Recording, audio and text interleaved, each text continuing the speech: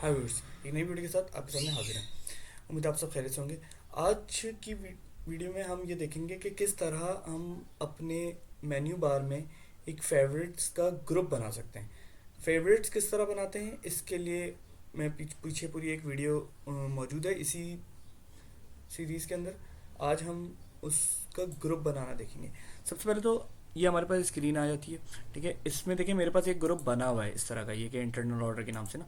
अगर मैं एक नया ग्रुप क्रिएट करना चाहता हूँ तो मैं राइट क्लिक करूँगा फेवरेट पे रख के, और मैं एक फोल्डर इंसर्ट करवा दूंगा, ठीक है। इस फोल्डर का नाम मैं रख देता हूँ डाटा डाटा एंट्री, ठीक है। अब इस डाटा एंट्री पे क्लिक करके मैं जैसे ही ओके करता हूँ तो इसने देखें एक ग्रुप क्रिएट कर दिया।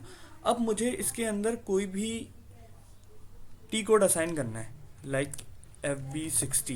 अगर मैं FB60 क्लिक करूँ, ये देखें ये मुझे FB60 पे लेके जाएगा। मैं FB60 पर राइट क्लिक करके इसको ऐड टू फेवरेट, तो ये देखें ये फेवरेट में चला गया।